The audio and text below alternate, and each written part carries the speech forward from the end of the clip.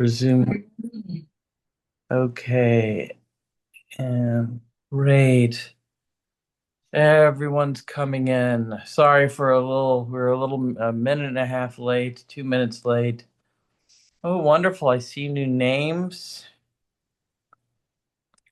Admitting Mark, I'm gonna take care. Well, he's still joining. I'll wait.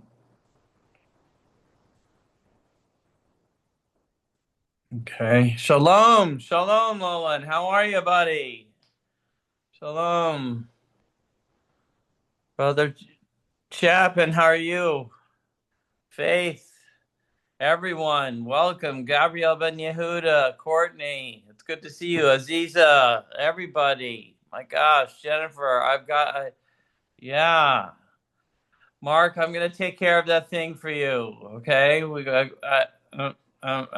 we'll just keep that between us. But I got you. All right. Yeah, shalom. So this is a really interesting, I might ask everybody to unmute. Here's what I'm gonna do. We're gonna do a little fun stuff. First I'll do some ground rules and then we'll do the usual. Okay, if you want to dedicate your Torah study to a particular person or a particular cause, go ahead, put it in the chat right now. All right, we'd love that. Peace is always a good one. So if you, and then we're going to have Rabbi McLashley do the bracha, then we're going to do a little summary, and then I'm going to actually unmute everybody or allow everybody to unmute themselves this time. We've got a bunch of really interesting things going to happen tonight. I went and I watched last year's oh yes, I went and I watched last year's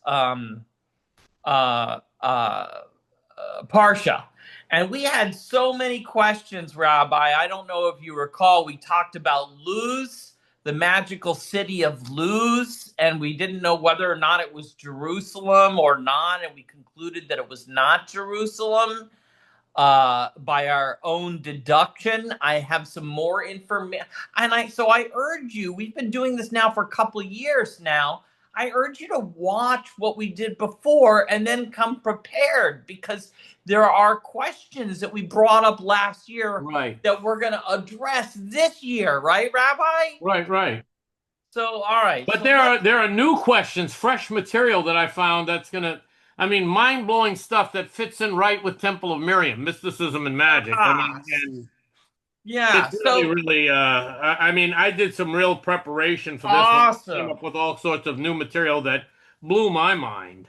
I can't. I urge I'll share everyone. It with, I want to hear from Lowland and Aziza, and I want to hear from Faith. I want to hear from everybody. Yeah. I want their perspectives after you and I present it, because I learn a lot from them, from listening to their questions, their insights, their observations. Well, that's what happened last year. It was Aaron and you and me last year, and we were talking about this discussion mostly. And Rob Channing was also there. But let's start with the bracha. And let's not start with the bracha. Let's say everybody will acknowledge. Okay, I see Norton Berkowitz. Oh yes, Faith, Baruch Dayan Ha, and yeah, justice, prosperity, peace, authenticity, love. I love all of those. All right, Rabbi, go for it. Baruch atah Adonai Melchem asher bachar banu mikol hamim v'natan lanu Torato. Baruch atah Adonai noten haTorah. May God bless and keep the French Canadians far away from me. Thank you. All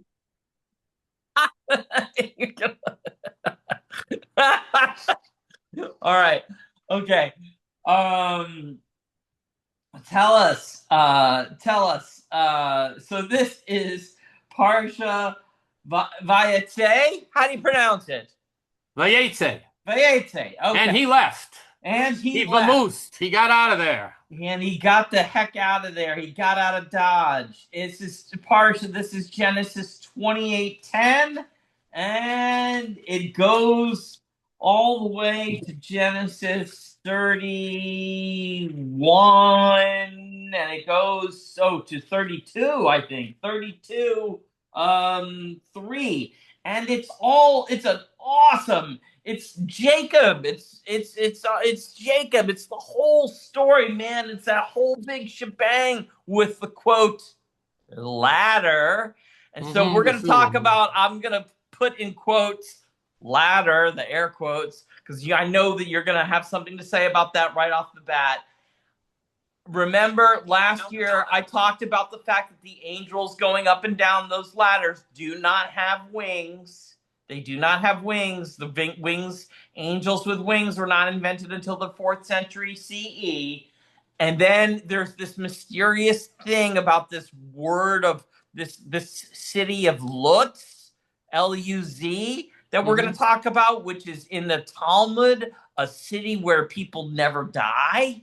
And then, and Joseph, of course, has his oneiromantic dream on the foundation stone, which is the big thing that is the center of contention in the Middle East.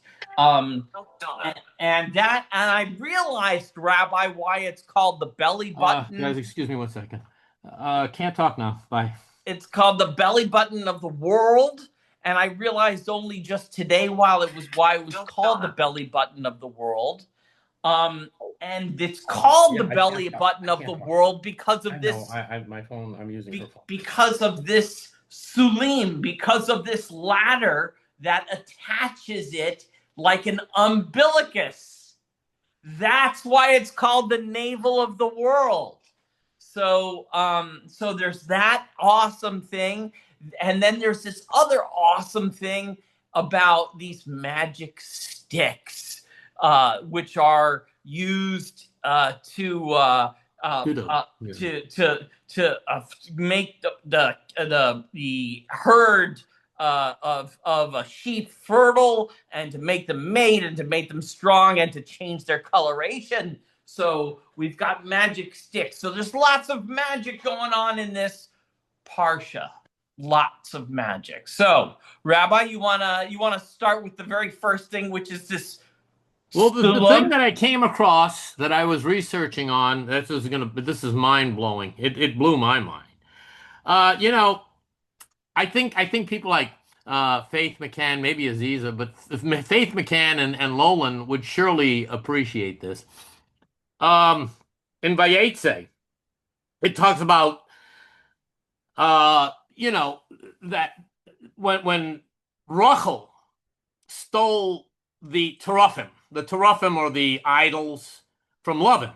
When Rachel stole, I gotta use English for everyone. When Rachel stole the teraphim, those are the idols, the statues. Steals the teraphim, the idols from Lavan, right? Who's coming right here? Yeah, this guy. So she stole. This is when they were leaving, when they were getting out. She stole these idols from Lavan, and the question is, wait a minute, hold on, back up a second. What does Rachel need these idols for? And what is she doing? What does she intend to do with these idols? So Rabbi Shlomo Yitzchak, who is known in Yeshiva, they call him just the Rashi, okay, the acronym, the Rashi. The Rashi gives a very simple, direct explanation. And the direct explanation is that she stole the idols to try to keep Lavan from using them for avodah zarah, for idolatry, right? She wanted him to do teshuvah, to give up his idolatrous ways. Simple explanation, right? But things aren't so simple. I started digging into it a little deeper than what I learned in yeshiva. And for example, and incidentally, just to let you know, Rabbeinu Hananel, he gave a similar explanation to the Rashi. Just to let you know, there were different explanations. Rashi wasn't the only one that said that, but he wanted to steal the idols to show, hey, look, you're worshiping these things, and they can't even prevent their own abduction, right? It was They kind of like can't the even story with prevent Abram. their When own Abram, he abduction. smashed all the idols and put the axe in the hand of the biggest idol. Hey, look, they can't even prevent their own abduction. You see what I'm saying? I mean, so that was one of the reasons. So, but here's the thing that really is going to blow everyone's mind. Everyone listen to this carefully, and this is what I want comments on. Okay?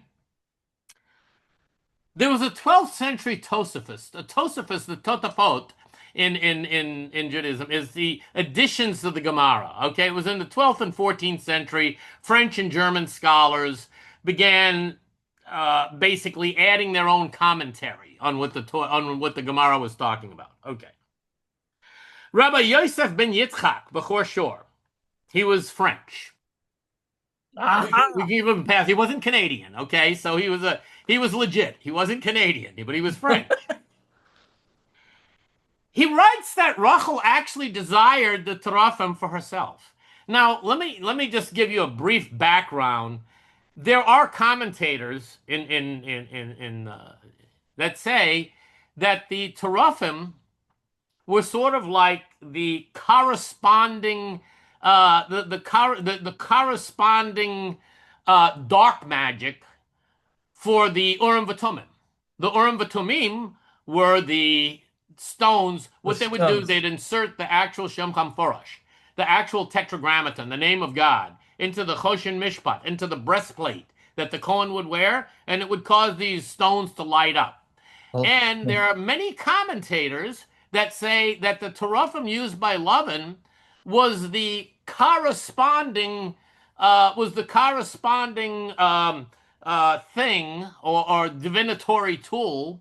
Only it drew its power from the Kach HaTumah. Oh, from the Sitra Archer, from the left hand Sitra half, Achra, right, from the other side. from the dark side. Right. Okay, Right. so it's the dark version of the Urim and Tumim. Right. That in other words, it was the corresponding Right. You've got the tool, Jedi laser. Only this was dark side. Right. Now, You got the Jedi's laser, and then you always have the red Sith laser. It's the Sith laser. Right. Now here's the weird thing. It was like the Jedi, the Jedi and the Sith. They're both using lasers. It's just what they're using them for. Now here's the interesting thing. The interesting thing here is that according to Rashi's grandson, Shmuel ben Meir, he was known as the Rashbam. I don't know why I'm adding that, just so you should know.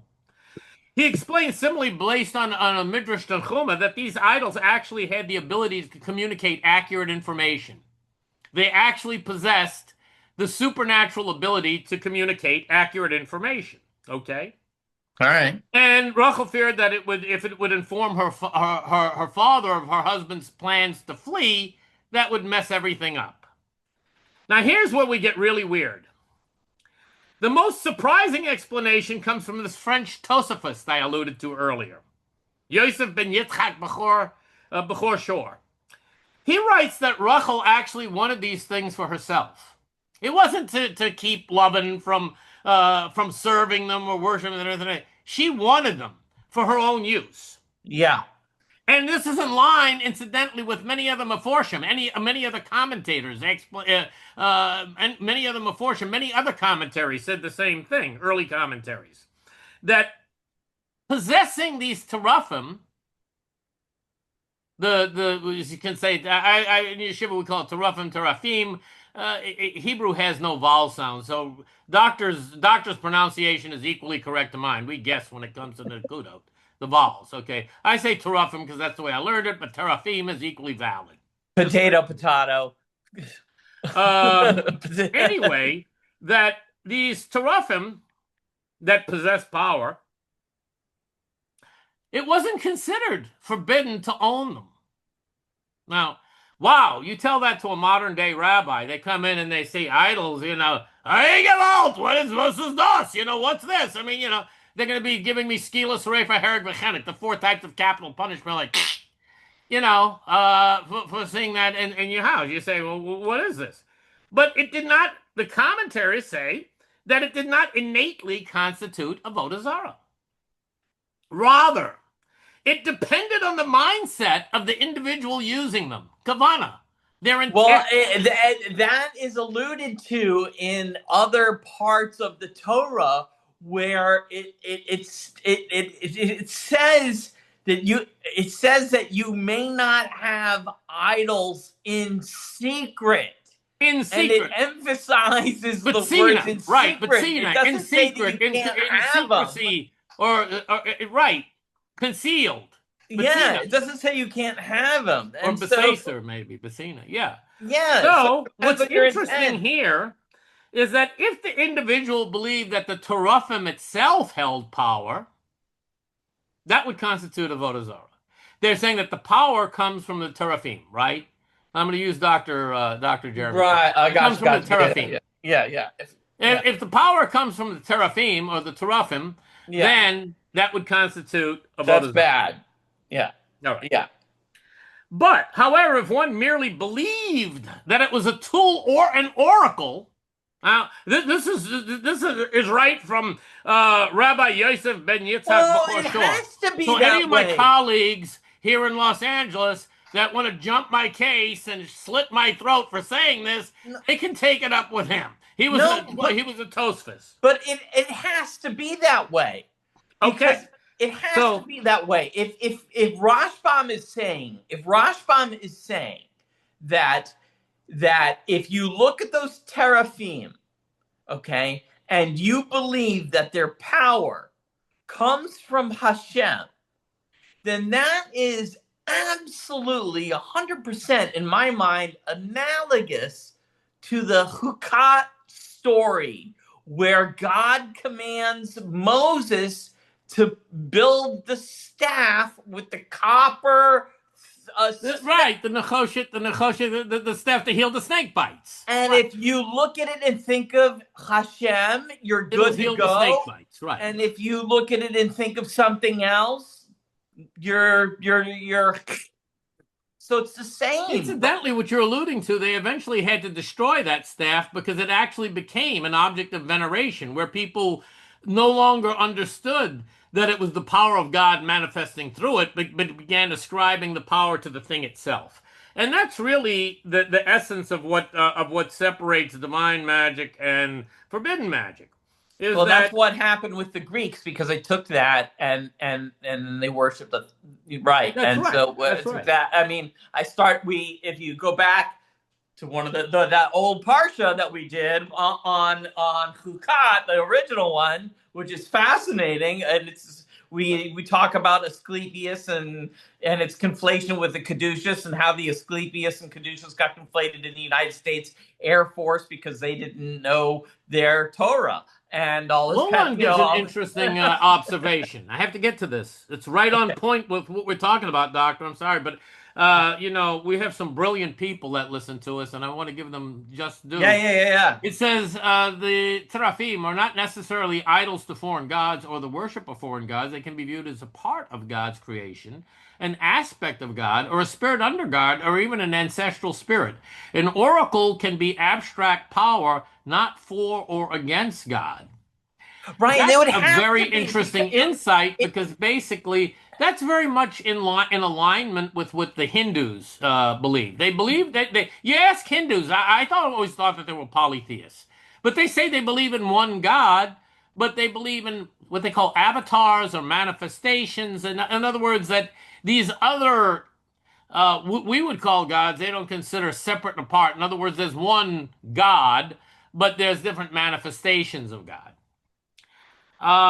So what he says, it can be an abstract power. Well, but in Judaism, we say, okay, fine. Where does that power come from? It could come from us. But here's the thing that with what I was alluding to with Kavana, is that it says that Rachel believed that God had imbued the Teraphim with a particular power, and she took them to utilize them. And then utilize them with the kavana, that their power, that she's, in other words, utilizing God's power. All right, it's coming through God.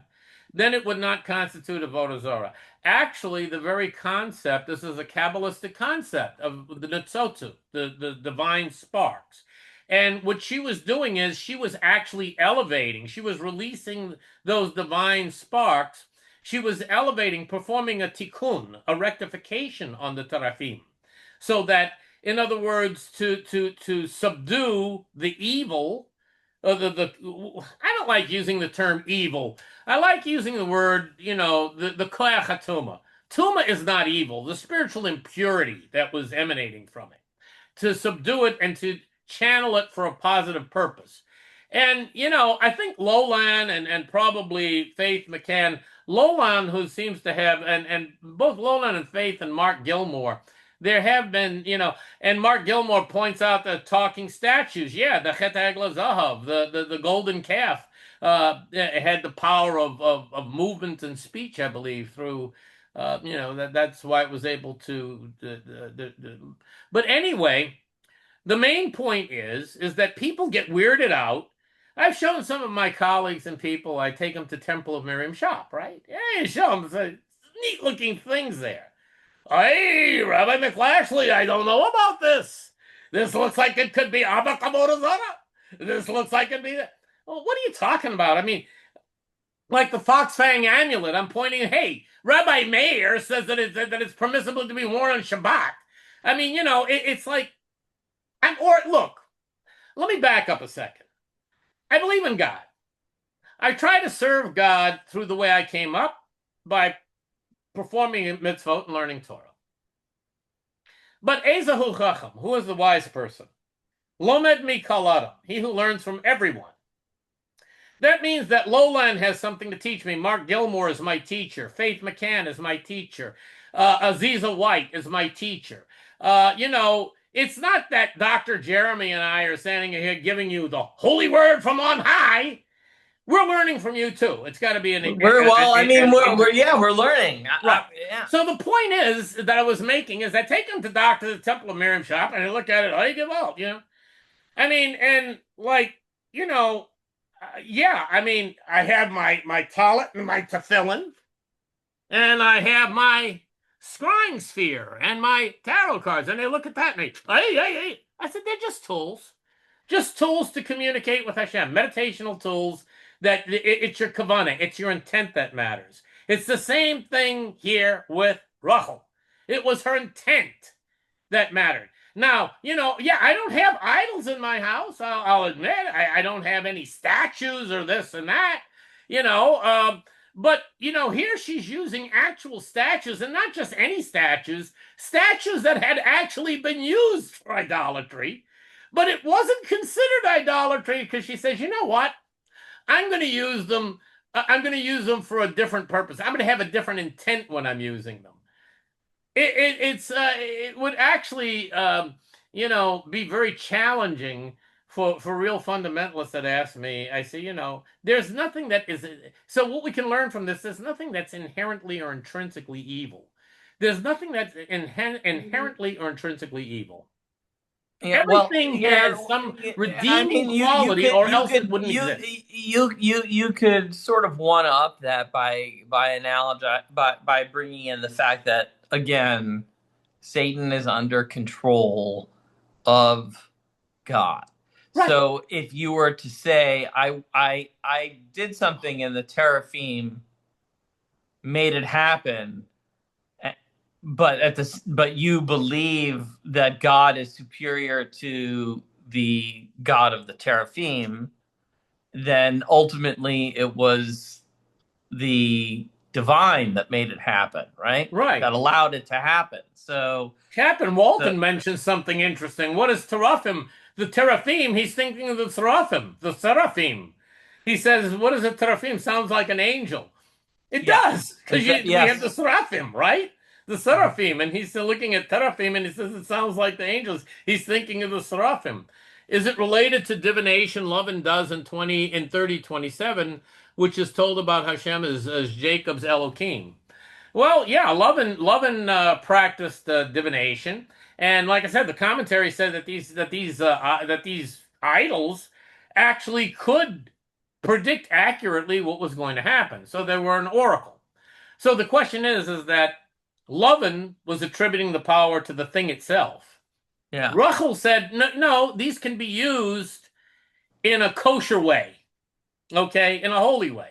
They can be used because I acknowledge that, hey, Hashem created them and imbued them with these powers, and I can use it as a tool to communicate with Hashem.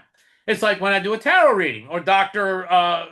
Weiss does his bibliomancy. What we're actually doing is just using our intuition and our connection with Hashem, which everyone has. Everyone has it. Lolan has it. Aziza has it. Captain Walton has it. Everyone has that connection with Hashem. Some of us are more aware of that connection with others, and but that connection can be established by anyone, regardless of race, religion, color, or creed. Everyone has that access, with the exception of one group, and we won't mention them. But the FCs. But anyway, the fact is that Rachel was using something. Wrap your head around this, okay? It's like people get freaked out. You're devoutly fanatic, fill in the blank, whatever. I mean, devoutly fanatic, whatever, fill in the blank. They look at these things. Tarot cards. A scrying sphere. This stuff. No, there's nothing demonic you in can't. anything in Temple of Miriam's Are shop. There's nothing demonic. There's nothing satanic. There's nothing this. There's nothing that. It's how a thing is used, and that's what this Parsha proves.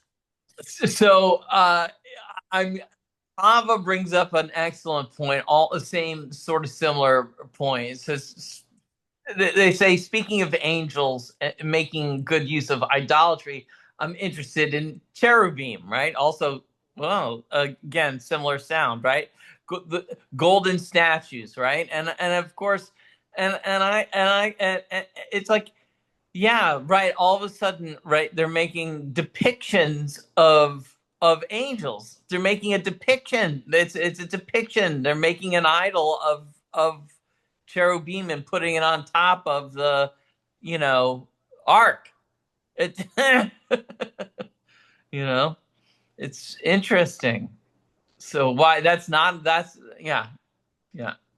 Oh boy, Faith McCann. Boy, Yep. God bless you, Faith. You always bring in something for me to sink my teeth into. Great From point. what I can see in Bereshit, right, in Genesis, the Torah is a very significant era where we were seeing the early Jewish people are trying to separate the old traditions of goddess worship and their beliefs, trying to make the rules. The statutes were used because they work. The statutes were used because they work. And she says, how do we know what they were supposed to do? Well, like I said, the commentary said that they had the ability to accurately predict events and this and that. But what's your point there about separating from goddess worship? Yeah. You know what? The fact is, as I go back and in Kabbalah, separating God or thinking of God in any type of gender as having a gender is anathema to the way we as Jews conceptualize God. God can't be conceptualized really because he's believable without limit, Ein Sof, infinite without end. You can't conceptualize the infinite.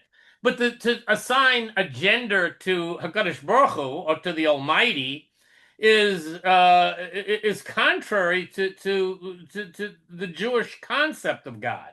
So the idea is when there's a prayer, Avinu Shabbat Shemayim, our Father in heaven, right? It's a Hebrew prayer, Avinu Shabbat Shemayim. Boy, I got my tuchas handed to me in Yeshiva for this one because I used to add Avinu v'Amenu. Imenu means our Mother in heaven. Imenu Shabbat Shemayim. It's equally valid. Equally valid. Because God has both a masculine and feminine aspect, and God is neither male nor female, but God has attributes which we associate with masculine and feminine qualities as physical beings. Right. I was just online earlier. I was today, and someone had written down. It's very kind of interesting. They had a drawing, and it was sort of like a man and a woman together, like as one person. Right. And The way Adam and Chava were created. And I wrote, oh, that's a picture of that's a picture of Adam, and they, in God's image, right? Like male and female and God's image together as one entity in God's image, and they wrote back, oh yeah, I'm familiar with that, right? Like that's when then God split Eve off of Adam and created woman, or something like that, is what their response was. And I wrote, well, that's sort of the Christianized version of that. I mean, the Jewish version, you could equally say that like it wasn't Eve that was split off of Adam, but it was Adam that was split off of It was Eve. separated. It doesn't make any difference, Separate. It's not like there was one primary and then the other one gave rise to like a secondary, that the other gender is secondary. Actually, commentary said that Chava had more strength than Adam. Right. And she had more Bina, a higher level of understanding, Havana. Yeah, it's that. So the whole idea of this masculine, patriarchal, male-dominated Judaism, I don't know where the hell it came from. I mean, it's not consistent with what I've learned in Torah, in the Torah Shebechtav, the Torah Shabbat, the Kabbalah. Wow, you learn Kabbalah, and you're saying, well, wow, this is screwed up. This whole patriarchal, male-oriented idea of male supremacy, men above women. It's not to be found. I mean, Devorah was the head of the Jewish nation, right? Yeah. I mean, in today's world, try that in B'nai Brak or Crown Heights today. They'd be throwing rocks at her. Get off the stage, Sanil, modesty. They'd be throwing rocks at her. It's crazy. It's absolutely mind-boggling, insane. Yeah. The way I'm saying, when people ask me if I'm Orthodox, I said, please don't call me that. Call me Torah observant. I observed a lot to the best of my ability. I observe what I'm supposed to do as a Jew according to the Torah, but the term Orthodox, the label, has, in my opinion, been tarnished by fanatics who come out and say, all this kind of nonsense about judging other people. And I don't know what Gemara they're reading from. In my Gemara, it says, Kishot atzmacha, correct yourself, va'achar kach, and after that, Kishot v'acherim, correct others. So, if I see someone who is like your gifted chazanit, in Orthodox circles, Rabbi McClashley, what are you doing? Why? She's a gifted chazanit. And God created her a gifted chazanit. And I'm looking at her remarkable gifts and how capable she is, and I'm saying, wow, I'm not going to argue with the way God created her. I'm not going to say, God, you should have done this differently. You screwed up there, my friend. Not my call. And that's something that many of my colleagues just don't get. Yeah. Ava, I was okay. I'm sorry. I've gone off. That's the first rant I've gone off since I've been doing this. But I had to get that out of my system. Well, we haven't even gotten to talking about Sulam. If you wanted to talk about, I know you had some more information about that word, I think. Yeah. Sulam actually is 130. Gematria, it equals Sinai. Okay, we got to tell them what the Sulam is. Okay? Oh, the Sulam is the ladder. You see, Yaakov had a dream. Yeah. He dreamt that one day we'd join hands and no, I'm sorry. That was different guy. That was a different guy. Tzaddik. Equally great, but different guy. Yeah.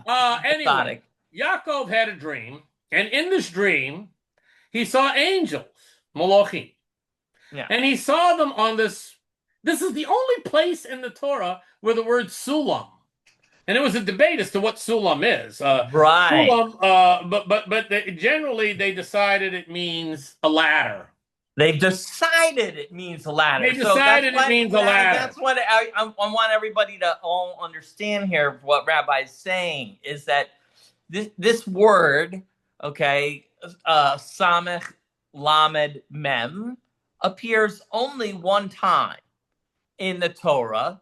Nobody really knows what it means, but we've all decided, consensus-wise, we think it means a ladder or a stairway or a something. And of course, this is why I was delighted earlier and in saying that the foundation stone is the navel of the world, right? Because the foundation stone is where supposedly where Joseph had his dream. It's where the world was formed around, and it's called in the Talmud in various places the belly button of the world. I always thought because the world formed around it, but now I realized it's because it is the umbilicus of where this sulam, this umbilicus, comes from the celestial realm. It's connection. This sulam is a connection from upper to lower. And there's another very interesting question, Rabbi, which you posed last year, which was, why do angels even need anything to climb up step by step? That was the question. That's what's also interesting is that there was actually the word Sulam, as I alluded to, the gematria is with Sinai, Mount Sinai, right, where the Torah was given. Mm-hmm. And they make a connection. Sulam and Sinai both equal 130. So they make a connection that the angels ascending and descending was an allusion to Moshe Rabbeinu and Aaron HaKohen, right? Moshe and Aaron, they ascended Mount Sinai and then they descended.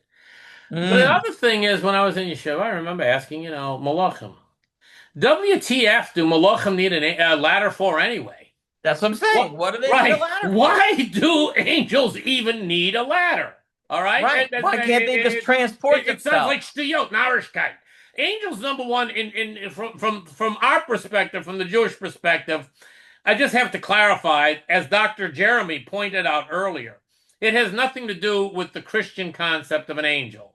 Forget everything you saw in It's a Wonderful Life, which is a great movie, incidentally. I love that movie, but it's a different might be trace, but I mean, hey, it's tasty, it's geschmack. It's a great movie. But the thing that says is that as a Jew, we have no concept of angels, like I said, with the wings and this and that. This was a much later, from a Jewish perspective, angels have no physical form. The thing of this is, so you're saying, but what about Avram? And when the angels came to his tent, they assumed a physical form. They assumed the form of men. Yeah. But inherently, they have no physical form. They're spiritual energies. The burning bush is actually God speaking through an angel that appears as a burning bush. Exactly. It's God's voice appearing through an angel is how it's written. Right. So angel can take on any form. The point is that the lesson we can learn from this, and I think I alluded to it in earlier when in years past when we were doing this, one of the things we can learn with this is even a malach, even an angel, has to ascend one rung at a time. You can't jump from the bottom to the top. Whatever you're working on, don't get discouraged. Don't say, wow, that's a long way up. I don't see how I can ever make it. Because even an angel has to go one rung at a time. You can apply this to anything. Apply this to learning a new skill. Apply this to learning a new job. Apply this to getting elected president. And if anyone out there wants to run, please do. Yeah. I'll vote for you. I like that as an explanation, at least I at least like that explanation as a reminder that, even the journey of 1,000 miles, whatever, begins with one step at a time. I mean, right. just, even for the angels. Yeah, even for the angels. Yeah. Yeah. It's true. It's true. When we have rabbis that are able to bend time and space, right? We have, Tzitza derech. That's what it is. yes, Tzitza derech is when you can go from point A to point C without passing point B. Kind of exactly. like quantum entanglement Exactly. We stuff. have examples of rabbis doing that. Why would angels need a ladder? There you go. Why Right, would Ezekiel need a chariot? right. Yeah. Okay. Look, Well, this is all Dibber Torah Collection Beni Adam. The Torah speaks in the tongues of in the man. tongues of man. Right. So Exactly. we're using Humans. physical reference points as metaphors for abstract spiritual realities that cannot be expressed they cannot be expressed without using physical comparisons because we're finite. We're limited. We exist in the alomasia, the realm of physicality. All So, right. we're trying to express supernal spiritual truths that have no equivalent in our physical world. So what we do is we use these metaphors. But we can't think that the metaphor is literal. When we talk about the Ma'aser Merkavah, the story of the chariot, all right, God's chariot, or even when we speak about God's anger or God's wrath or God's jealousy, I mean, come on, do we really think God gets angry or jealous or wrathful or this and that? I mean, come on. Yeah, yeah, yeah, yeah, yeah, yeah. Yeah. I would tell my colleagues, I mean, screw it, man. You're talking about Zeus, not my God. I mean, that's not the way we think of as God. What we're saying is that, there's a manifestation in the natural order of things that if God were a human being, I'd say, boy, is he pissed. But God doesn't get pissed. God, He gets God even. transcends the human comprehension, our human ability to wrap our head around. So, do you want to hear what I learned a little bit about? I don't mean to change the topic, but do you want to hear what I learned a little bit about lose? Yes. About lose? All right. Yeah, I have some information on Luz here. I already pulled up. Oh, really? Okay, I'm gonna do the little loose rundown, Okay. and let me tell everybody where this line comes from. Okay, if you read the Parsha, it's 28. There's a very curious line, and it's 28:19. Okay, and the line is, and he named that place Bethel.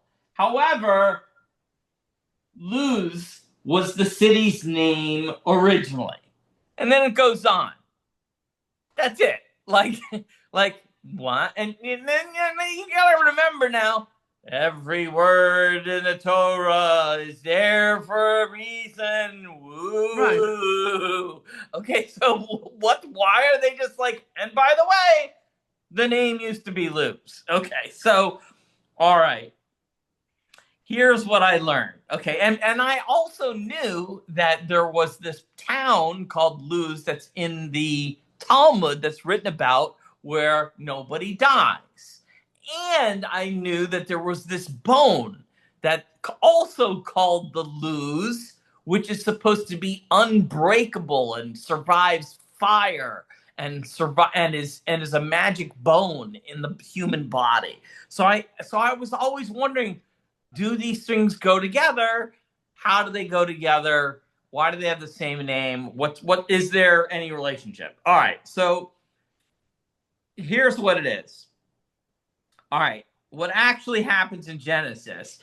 It appears this Luz appears twice. Okay, the one where I just told you there, and then it comes back in Genesis 35:6. Jacob came to Luz, which is in the land of Canaan. That is Bethel. Okay, so it's the reverse of what we just learned. Bethel used to be Luz. Okay, so it's saying it the same thing but backwards. Okay, so we were wondering if it's Jerusalem because the foundation stone is in Jerusalem. So there's no mention of Jerusalem. Okay, so it's not, so far there's no mention of Jerusalem. So then there's that, I told you, that rabbinic tradition in the Talmud in Soda 46b, and the angel of death can't go to this city. Right. People don't there die naturally. If they want to die, they have to leave the city. Okay. And then there's this bone again, the bone of resurrection. And this midrash describes a bone that's an indestructible point from which resurrection will occur. And the sages associate the name of this bone with the city, but they do with the city of Luz. So the bone is named after the city of Luz, but the city of Luz is named after a different city than Jerusalem, not the city of Jerusalem. It is the pre-Israelite name of Bethel, is what people, I think, have settled upon. What did you learn, Rabbi? Well, you pretty well covered it. The thing that says the Luz that's being referred to there, the rabbi said was the 19th vertebrae. The 19th vertebrae. So it fall on the spinal column. And they did that. It corresponds with the 19 actually benedictions in the Shmona Esrei, which means 18, but it's actually 19 benedictions. Even though Shmona Esrei means 18. That's right. And yeah, the bone, the luz, was considered necessary. That the luz is like the bone that will be used during Techiyat HaMetim, the resurrection of the dead. But let's be honest there. Again, we have to take this with a grain of salt. God doesn't need a bone to resurrect. However one wants to consider the resurrection, the Techiyat HaMetim, God doesn't need bone. What about all the people who perished in the Shoah, in the Holocaust? The bone might have been lost or destroyed. I don't think they're going to be deprived of resurrection because God can't find the bone, okay? Let's be realistic here. Yeah. There you go. Well, that's the magic bone, the bone of resurrection. Yeah, the 19th. It's the 19th vertebra down. Right, 19th was the 19th, and as you pointed out, they associated it. Loses the city of immortality. The Malach HaMavet cannot reach anyone who gained entry there. The angel of death could not enter the city of Luz. Yeah. No. So if you want to cheat death, you got to move. You got to move there. I hear that real estate prices there are just outrageous. So, really? Huh? Well, yeah. Didn't know that. Yeah. I mean, there's no beachfront property. That's for sure. Nothing left. You'd be lucky to get a condo. Oh my goodness. Yeah, we need to find it. That's it. So what else do we have? We have in this Parsha this business with the, do you want to talk about the sticks? The sticks and the twigs is basically illustrates the Jewish concept of En Samchin Al Hanes. Now, En Samchin Al Hanes means we're not supposed to depend on miracles.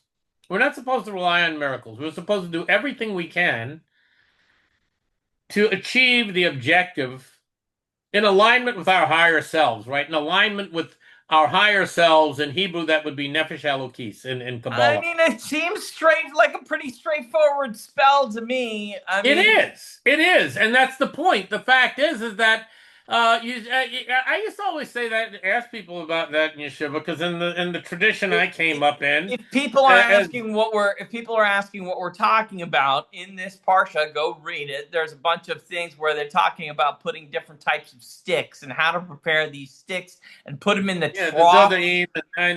troughs of the animals, so that Joseph's sheep will grow big, fat, and strong, and have a lot of sex and a great offspring and multiply, and also be only coloration.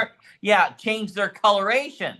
And to me, sounds like a magic spell. It was very simple. It was what we call divine magic. Dr. Jeremy and I would call that divine magic. It was magic that was done. Now, this was magic that was done in accordance with the Ratzon of Hashem, in accordance with God's will. And it was done in order to fulfill God's will. So how do you know what's God's will? How do you know when it's okay to perform magic? I'm sorry? How do you know when it's okay to perform magic? You know what? That's a good question, but the question is how do you know? How do you know when it's okay to do anything? I mean, like I explained to people, I say, look, at its bottom line, Judaism is a religion of structure, providing structure to our lives, saying, okay, fine, these are the things that will bring us into alignment with our higher selves.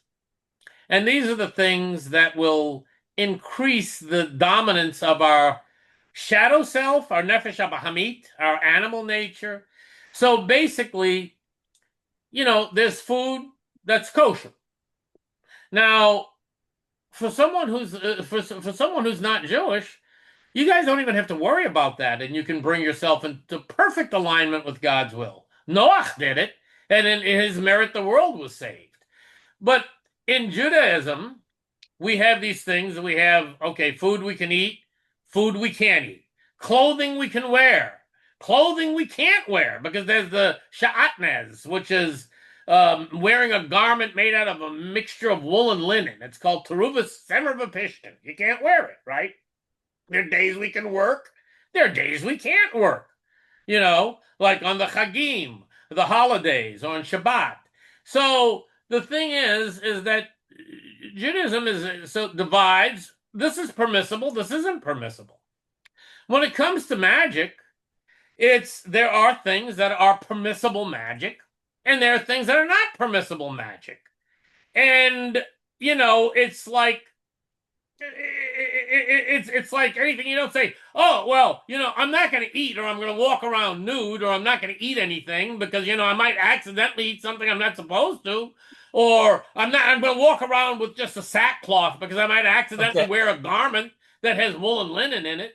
It's the same thing with magic. You say, hey, you know what? So Ava, both Ava. I'm gonna try to unmute people because Ava and Ava had and Faith are talking both about something in the chat that is correct and very interesting. So Faith points out that or Ava points out that Jewish law is supposed to teach us the difference between what is and isn't allowed. And I said, well, I don't think it's very clear on this particular case. And then Faith had stepped in and was asking the question, saying that there's a dictum in the pagan community, which is if it harms no one, it should be okay. Yeah. Right. And as ye harm none, do what thou wilt.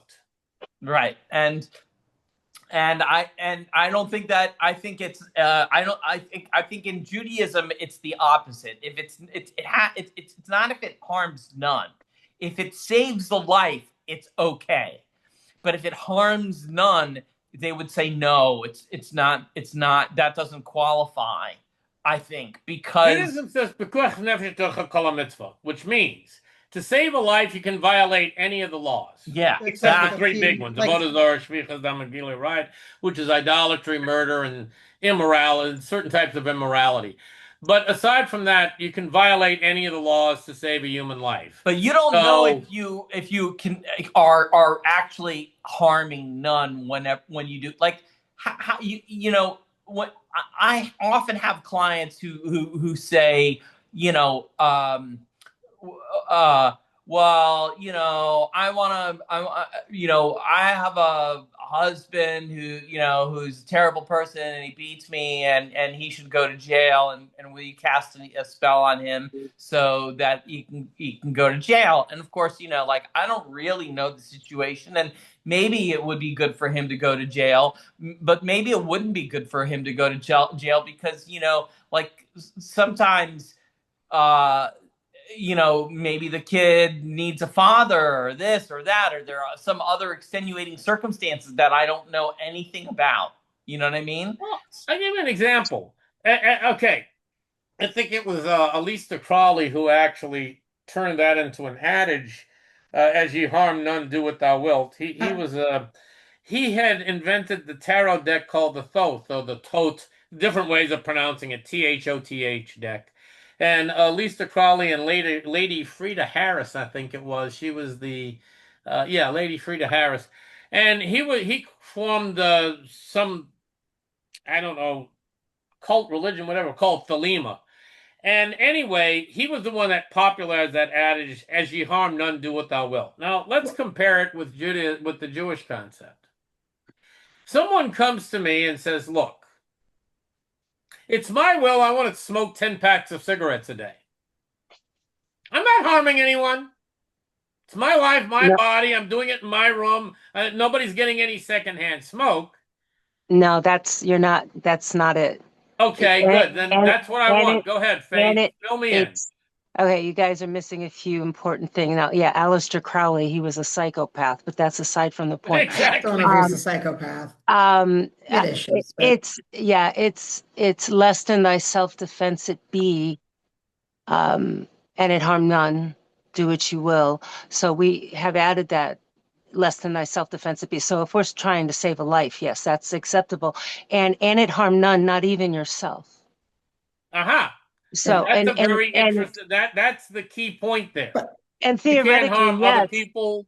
And theoretically, that's very much in alignment with Jewish yeah. thinking, that Oh, we have to absolutely. respect Hashem's creation, our fellow And human beings. you can argue that anything you do could potentially cause harm. Driving your car down the road can cause Sure. harm from the, Right? Yeah. the exhaust. So yeah, there is a limit because you could go crazy if you were to do no harm. I mean, even the Buddhists the monks will wear special shoes so they don't step on ants. Right. I mean, And there's some that sweep the floor in front of them it's as they come by. yeah. Yeah. So if you want to become Yeah. incapable of functioning in the world, okay, you can Yeah. go to one extreme. But if you just don't go around deliberately trying to harm people, because then it will come back on us. Yeah. But less than thy self-defense it be. No, if you have the opportunity to save a life, including your own, yeah, somebody might be going down. I mean, it's just the way it No, is. that's So thank you for that clarification. That puts it sure. into perspective. And now I see Yeah. that's really in alignment very much yeah, with the Jewish concept, and that we say,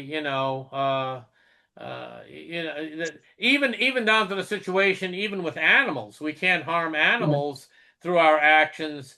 We have to chase away the mother bird before we take the eggs. We can't Yeah. yoke a shore and a chamor together, an ox and a mm, donkey, because they graze at different rates.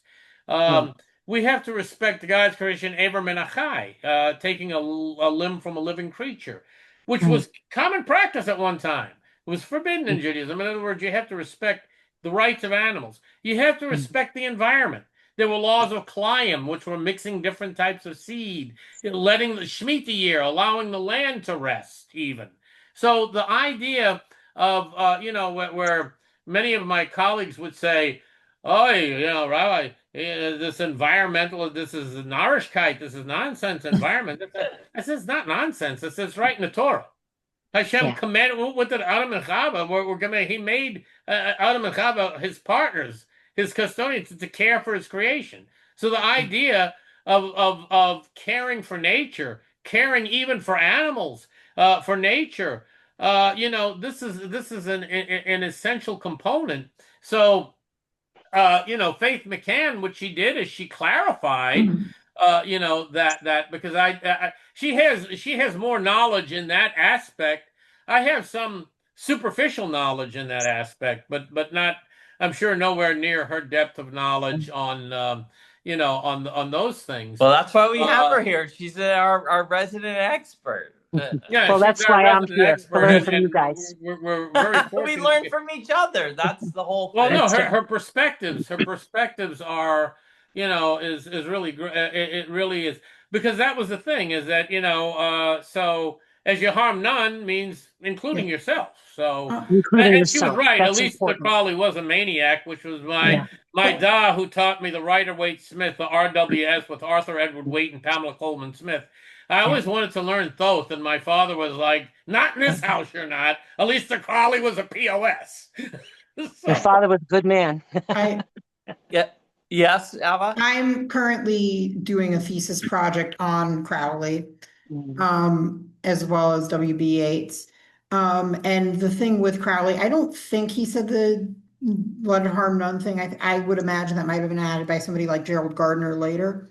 But No, basically, it was attributed, but a lot of things were attributed to Crowley, whether or not it was true, but Gardner Yeah. did not come up with yeah, that. I've just been reading a lot of things that Crowley wrote that includes that phrase in multiple contexts, and I haven't seen that part, but I'll keep looking.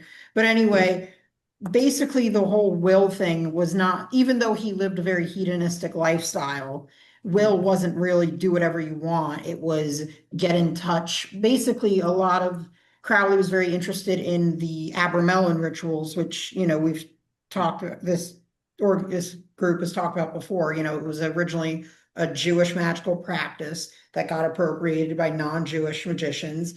So Crowley was really into that, and he was very much interested in how that ritual helps one come in contact with their holy guardian angel.